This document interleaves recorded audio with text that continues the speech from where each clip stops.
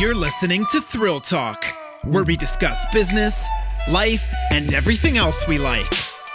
Produced in Tucson, Arizona, and brought to you by Team Integrity Homes and the Military PCS Referral Network. Here's Aaron and Chase.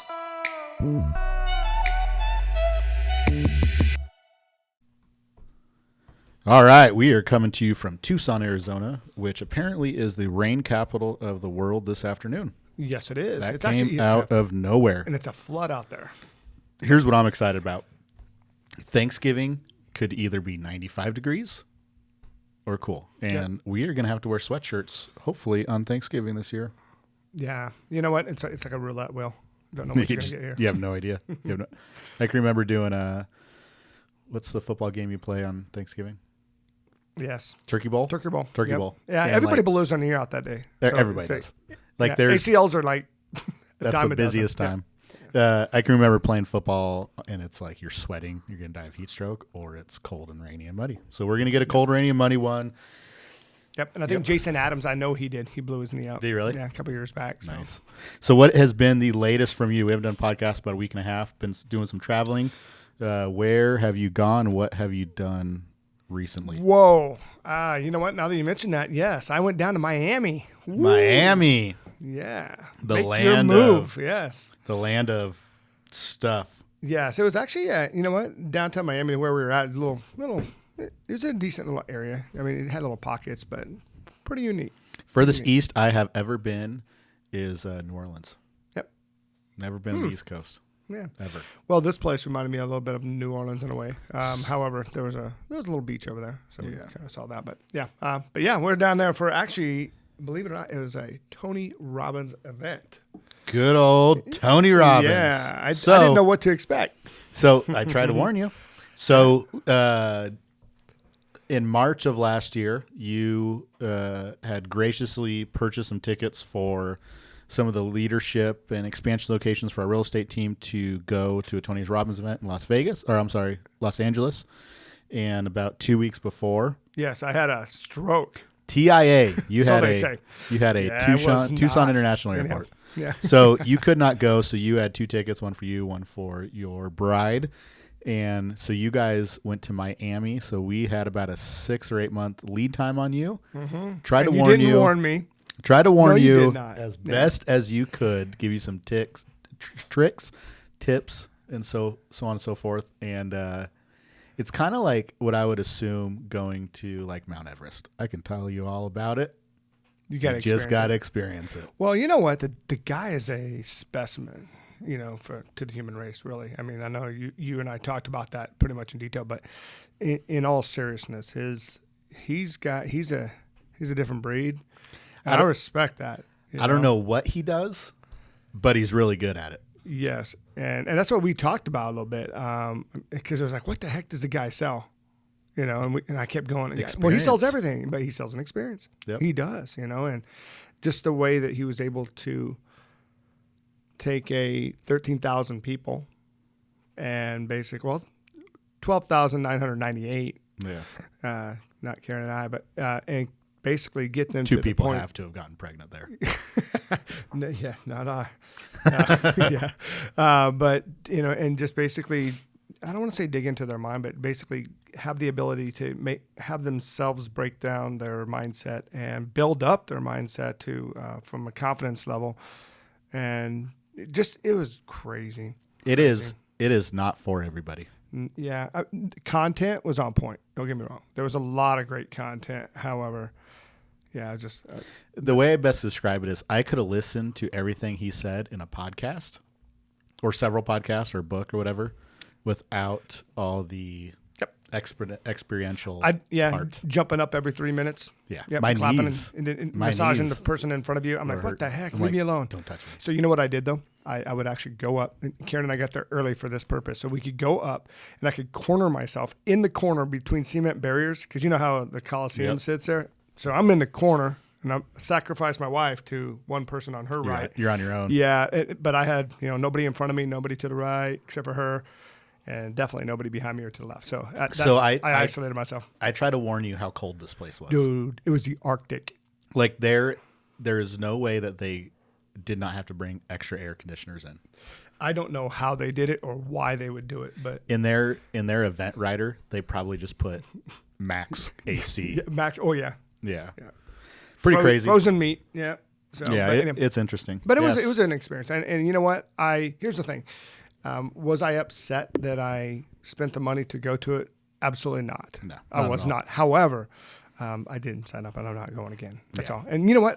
I'll still look at a lot of his videos because he's got a lot Absolutely. of great content. Great and just his resource. mindset. Talk about a well-connected person. Yes, he is. Yes, So he is. you went to Miami. Yep.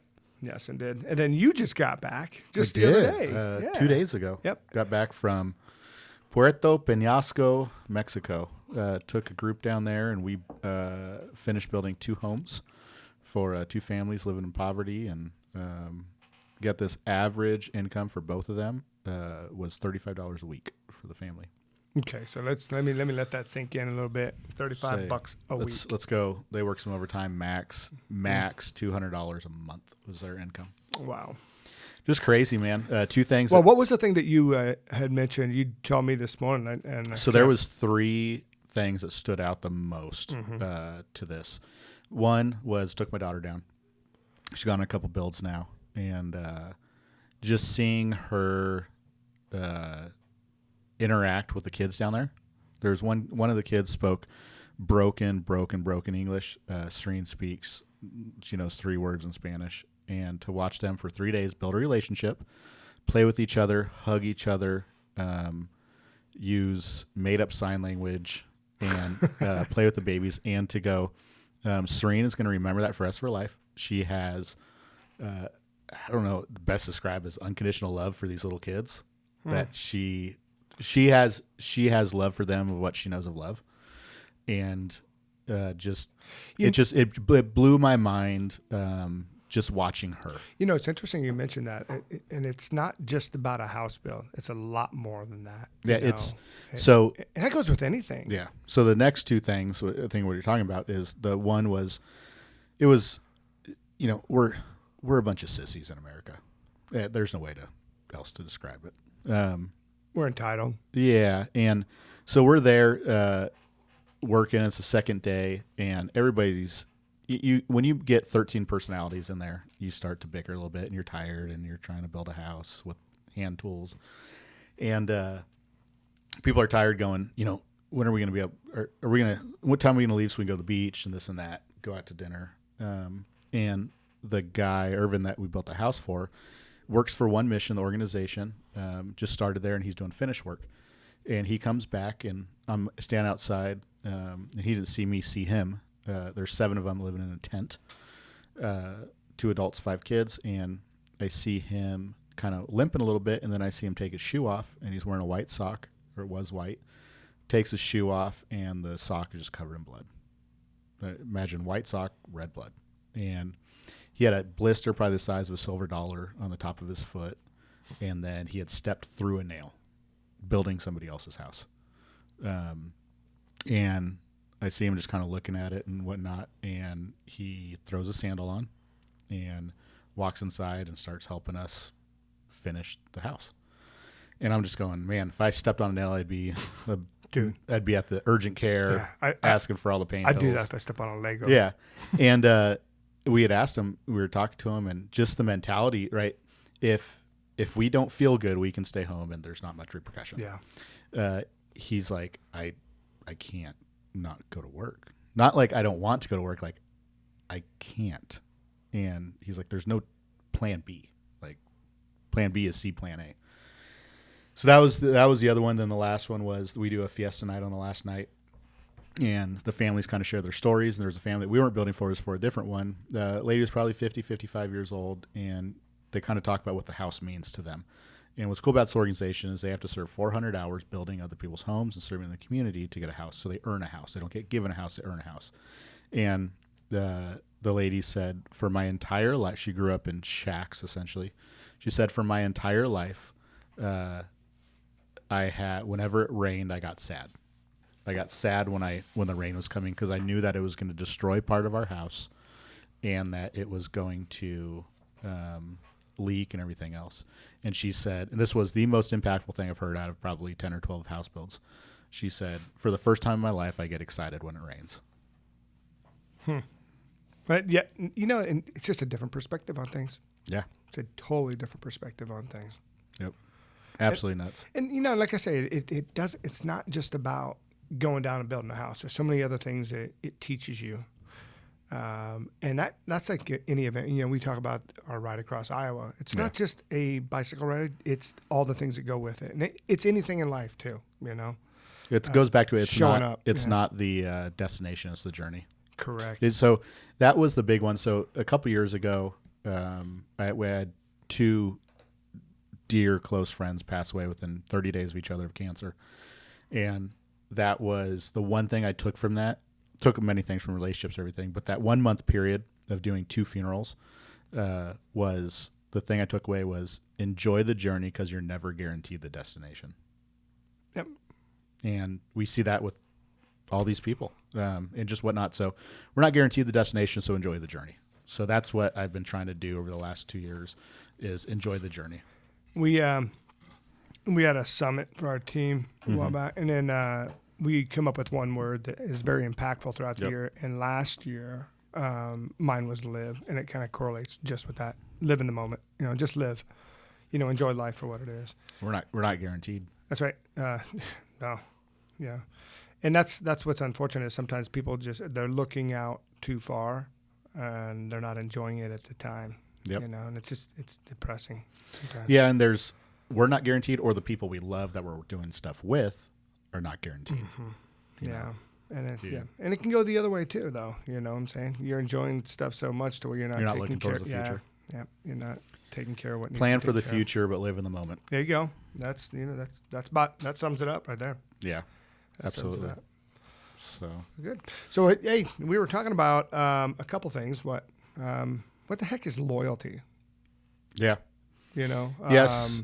There's so many different aspects of it, but I wanted to kind of do more than just scratch the surface here on loyalty, because it's an integral part of what we do. It is one of the pillars in our business, is it not? Yeah. And that's what is it to you if you were to define it? Loyalty. I don't know if I have a exact sentence for it, but I think of loyalty. I also think of like being all in. Mm-hmm. When I think of loyalty, I think of that old example of burning the boat. There's loyalty is something that is you're in it for not only when you're loyal to something or somebody, you're in it not only when it's good, but when it's a struggle. Okay. Loyalty is you're not 1 foot in, 1 foot out. You're loyal when you're loyal to something. You're all in with everything. So you mentioned that, and I use that example. I get a little flustered with this at times, and I think it's calmed down a little bit. I think people are, like you said, once you start to have a little bit of a struggle, they go to the wayside. Yeah. Some individuals at times. And we see it within our industry. Things aren't working well for somebody, or they may be working well, but they see the grass is greener on the other side of the fence, and then they chalk it up to, oh, it's a business move. And they bypass the loyalty piece there. Yeah. I think it's The loyalty. The other thing too, I think, is a misconception is that loyalty has to go 2 ways. Mm-hmm. You can be loyal to somebody or something and it not be loyal back. Oh, like a football team? Yeah, right. Exactly. Exactly. Yeah, but even a person, you can be loyal to somebody even if they don't show it back right away, or they may have something going on and they're not loyal for that time. Yeah. Period. I usually tie the word loyalty to longevity as well. Mm-hmm. Because ultimately, if you look at the deep root of loyalty, it is built off of the other pillars. You've got to have that trust and the, honesty and the respect piece of it. And I think it's a long-term piece, and it's a long-term play. When you go into relationships or whatever it may be, and if you're loyal, you know what, then you'll never have to worry about any of that trust factor. Well, we were just talking about a guy so our broker's worth out here is Keller Williams, Southern Arizona. We were talking about Pete Peterson. Mm-hmm. About being loyal to Keller Williams. That's right. I don't know how many years now. You would know better than I. Oh, yeah. Goodness. Seriously? You know what? That's about a year less than me. So how many years? Roughly. Just 9 years? Eight, 9 9 years? years. Yeah. Almost since conception in Tucson. Yeah. Extremely loyal and been dedicated to the cause and volunteered. There's very few people, if any, that have given up more hours than him, not Correct. paid, like volunteered hours. Yeah. That's somebody I think that's been loyal to a organization. And you know what? And that's the thing is, if anybody that knows Pete, he's got the biggest heart in the world. You know what? Absolutely. And yeah, just a good friend and overall, great business guy. Just yeah, and so He's one of those guys, right, that I could talk to last week or not talk to for 4 months. it's I'm one of getting those. the same conversation. There you go. It reminds me of he and I never served together, but he was in the military too. But it's one of those where you can pick up a conversation midway, Absolutely. months later, and just Yep. like, bing, right where you dropped off. So Yep. it's actually pretty cool. I actually talked to him about a month ago myself. Yeah. So, Good, yeah, good dude. good dude. Yeah. But yeah, I think that when we look at people, especially for our organization, going, we want people that are going to be loyal, not just when it's great Convenient for milk them. and honey, right? Yeah, that's right. Which is, I think that it's very easy. So we're in the real estate realm. It's very easy for people to be loyal right now because things are going good, just in general. But then as soon as things go sideways, and it's just like, oh, That's when you'll start. that's when seeing- you hear that it's a business move. It's not you personally. Yeah. It's like What's amazing about that too is there's certain individuals that we'll see. We may not even know them right off the bat, but they are with a different team, organization, brokerage, career field in general. Like every 3 months, there's Yeah. no longevity there that's right. whatsoever. That's one where we definitely see that loyalty and longevity go hand in hand. But it's got to be through. It's hard for me to see somebody as loyal as when they're only loyal in the good, right? They don't. Whenever things get tough, they pull the eject cord. Like I think that there's some people that go through life with one hand on the eject button, and don't really get to experience any good long loyalty. And with loyalty, I think that that's when you really start seeing some great memories made, and you start to live for stuff much bigger than yourself.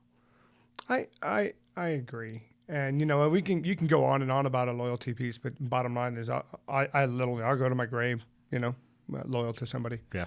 And that it's anybody. I've got a lender that I've been friends with for many years. Yeah. And I'm not going to ever jeopardize anything to jeopardize that loyalty with him. Yeah, because We've gone through the trenches together. Exactly. And that's the thing is, here's the thing. Just because it's good now doesn't mean that I'm going to go ahead and flourish in the other side. It's not to mean that I can't have relationships with other people within our industry. It's just the fact that, hey, they're going to know right off the bat. The conversation's pretty straightforward, but I'm always here to help anybody out. But ultimately, heart lies there.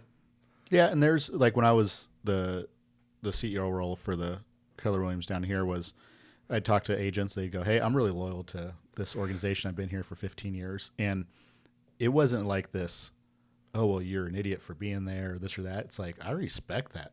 I respect the fact that you have been loyal.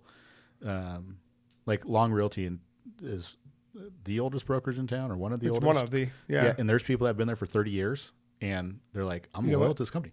Good for you, man. And leave them alone. I'm not trying to break up that marriage. And you know what? This was mentioned last week at the at that Tony Robbins event, and I was looking for it just a second ago, and I found it here. But this is something that he mentioned about loyalty, and it just resonated very clearly with me. When someone jumps around from vehicle to vehicle to even another vehicle, it's not the vehicle that has the problem. It's actually other factors that the individual has that they just haven't figured out yet. Yeah. And that just resonates a lot with me because it's like, it's not about the person. It's just, they just haven't figured out how it sticks, Yeah. But yeah. Why do you think people struggle with loyalty? I think they're looking for a little bit more greener pasture sometimes. The easy way out? Yeah. Or maybe not even out, just there's more opportunity Yeah. than I'm getting right now, and then So I guess that's something to talk about is how does somebody decide to stay loyal to somebody or something, but yet they've got other opportunity out there? I think there's always opportunity you can always take. And here's the thing, you invite that other person to go on that ride with you. Yeah. You're just like, hey, look, this is an opportunity for both of us. Tell me, help me understand how I'm wrong here. So if somebody's brought you along, how can you in return bring them along? pull them along too, Yeah. in the journey that you're about to embark on. Yeah. Yeah. Absolutely. That's just my, Absolutely. And I think that there's also a transparency thing too. Like there's a respect that goes with it's got to be clear. loyalty. It's got to be clear. Yeah, that's good. So, yeah. Well, good. Yep. Anything else we have here today? Otherwise, I think we can wrap up some stuff. Yeah, I think just when we look at loyalty, we've got to. I think that we have to constantly examine who we're loyal to, and why we're loyal to them. The why is huge. The why is going to allow roots for that loyalty. We bring him up all the time, but like Anthony Azars, I'll be loyal to him till the day I die because he provided an opportunity for me that I never would have had if it wasn't for him. Yeah.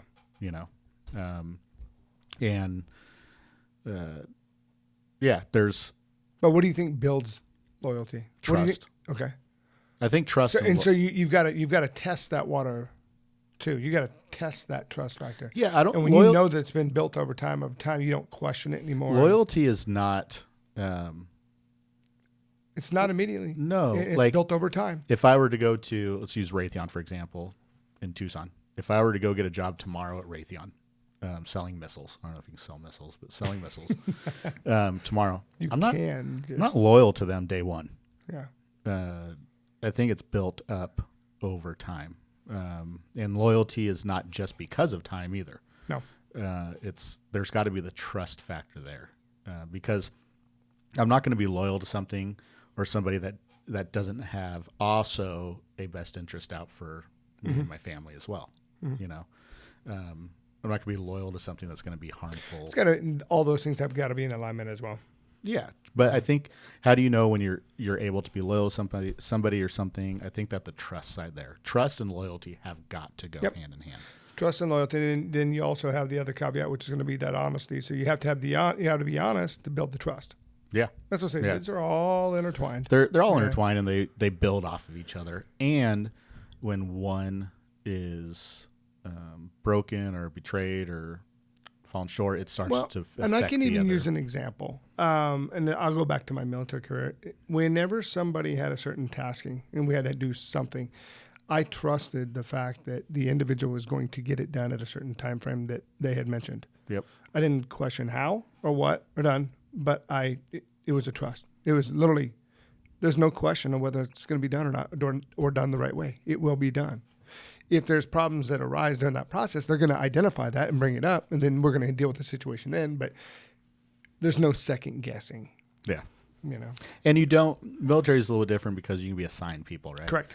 But when you make hires, for example, is you want to bring people in that you trust, right? Because you don't bring, it'd be a bad business move to bring somebody in that you have to micromanage, which is going to take as much time as it took to do that position or job. So you might as well just do it yourself. Yeah. So it's, you bring people in that you trust, and that by giving them trust and by giving them that responsibility, and in a sense, when you give somebody something, you're giving them a little bit of freedom because of that trust that you've given them. That's what I said. I was saying you test the waters there. Yeah, which in return is hopefully going to breed long-term loyalty. Yep, I agree. I was listening to a podcast this morning. There was a clip of a podcast this morning with Jocko, and he was talking just about that, about trust, and I forgot the guy's name that's in the podcast with him. Anyways, the guy that served with him, and he was talking about he does all his podcasts for him, and he said there's been like 2 or 3 times where he's messed up on uploading a podcast or getting it done, basically his responsibility. And he goes, I'll call him out, but at the end of the day, like, it's not, the trust isn't broken because it's such an abnormality that there's no reason for me not to trust him anymore or not be loyal to him. Now, if they're doing 2 podcasts a week and 1 a week, 50% are messed up, that's a different story. A little bit result driven. Yeah. So, but loyalty is, do you think loyalty is, just in general, the term loyalty, do you think it's better or worse than it was 10 years ago? I think it's worse. I do. Why do you think that is? I think people see more opportunity elsewhere, and we're so quick to make decisions now. Yeah. Instant gratification comes into play too. And then now they jeopardize that trust, which jeopardize loyalty. It'd be interesting to see statistics of people that are in a career field for a long period of time. Well, remember growing up? No, exactly. You're looking at jobs. Somebody had a job and that was their 30 job. years and that was it, and they retired. Now it's like people have jobs every 8 minutes or whatever it is. you know? Do you think that the term or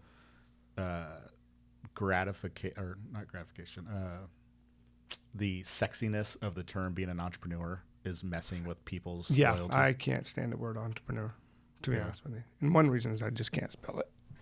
Nobody can. Dude, I will be able to smell entrepreneur the same day I spell pneumonia. There you go. Yep. How the heck does it start with a P? A PH? Yeah. There's 3 words I'll never be able to spell right in my entire life.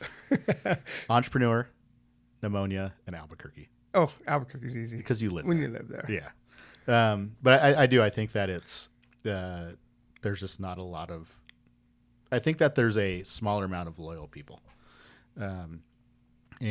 Well, I had a pretty deep conversation about loyalty yesterday.